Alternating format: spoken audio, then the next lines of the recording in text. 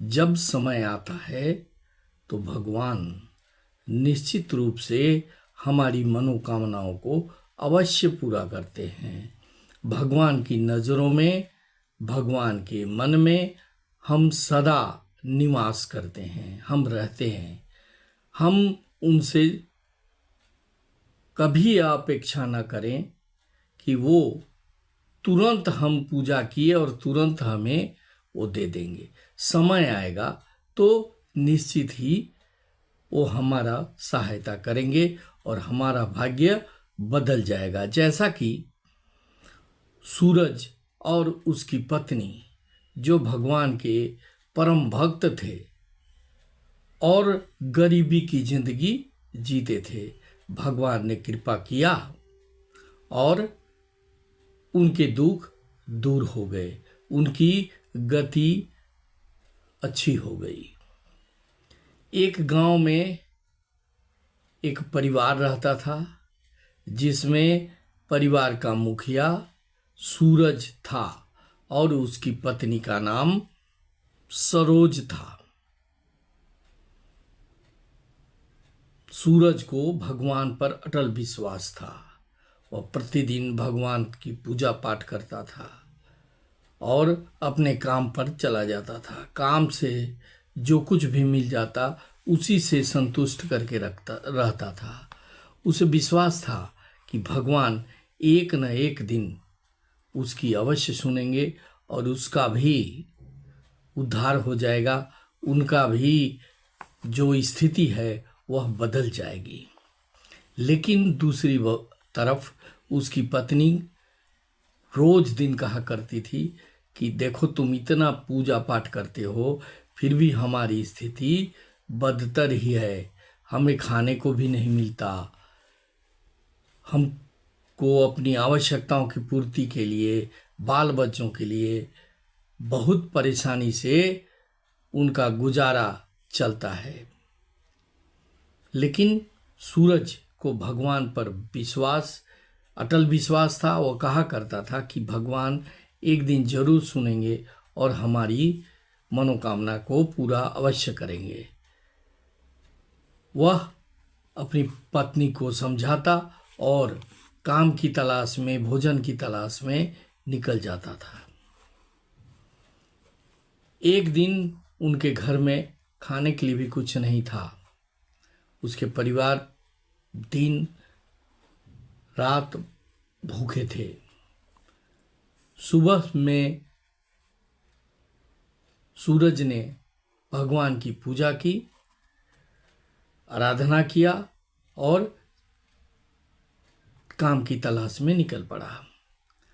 रास्ते में एक मंदिर दिखाई दिया जहां पर कि भंडारा चल रहा था। उसने भंडारे में अपना खाना खाया और अपनी पत्नी के लिए भंडारे से भोजन लेकर घर वापस आया।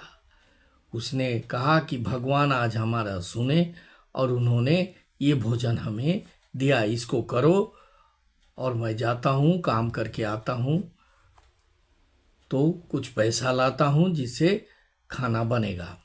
यह कहकर वह वापस काम में चला गया। रास्ते में उसे एक महात्मा मिले। उसने महात्मा जी को प्रणाम किया तो महात्मा जी ने कहा कि तुम्हें बहुत ही जल्द भगवान की कृपा प्राप्त हो जाएगी, तुम्हारा स्थिति सुधर जाएगी और तुम्हारा तकदीर बदल जाएगा।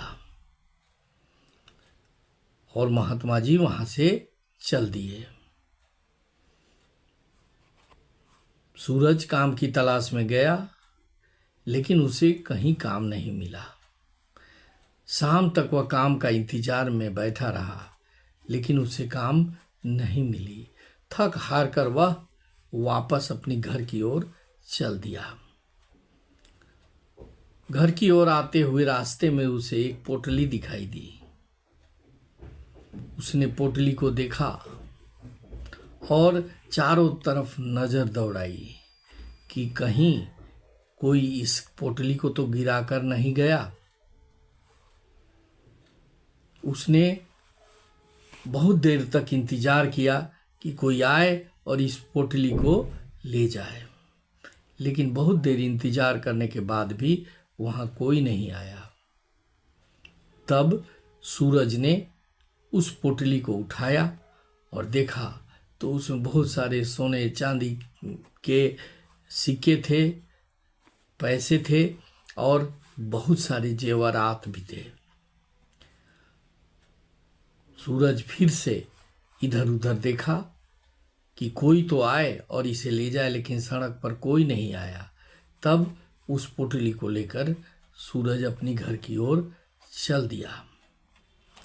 घर पहुंचा तो उसकी पत्नी ने कहा काम मिला, तो उसने कहा आज भी कोई काम नहीं मिला, लेकिन भगवान ने हमारी सुन ली।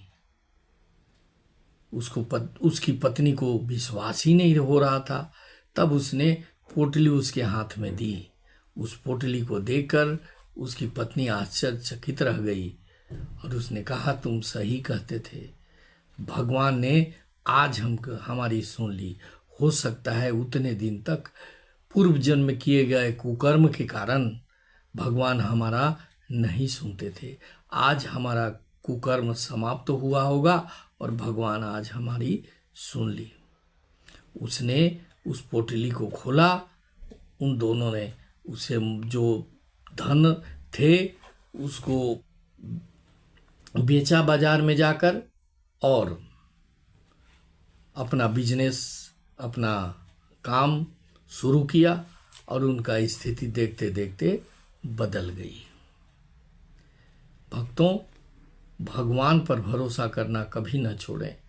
भगवान हमें देख रहे हैं और जब एक संयोग आएगा तो भगवान हमारी मदद करेंगे और हमारा जो परिस्थिति है वह निश्चित रूप से बदल जाएगा।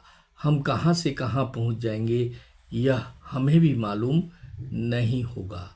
इसलिए तुरंत भगवान से प्राप्त करने की आकांक्षा को छोड़ देना चाहिए और सतत रूप से भगवान की भक्ति में लगे रहना चाहिए और यह सोचना चाहिए कि जिस दिन हमारे पूर्व जन्म के कुकर्म समाप्त हो जाएंगे उसी दिन भगवान हम पर कृपा अवश्य करेंगे। और ये निश्चित रूप से ये बात होती है कि जब समय आता है तो भगवान हमारी मदद करने के लिए अवश्य आते हैं। इसलिए हमें विश्वास रखना चाहिए कि भगवान हमारी परिस्थितियों को देख रहे हैं और एक दिन उनकी कृपा हम पर अवश्य होगी।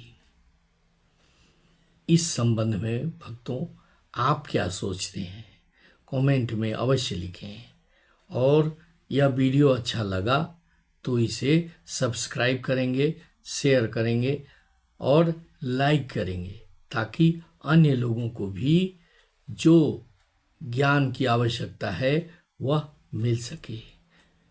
Thank you very much. जय हिंद, वंदे मातरम।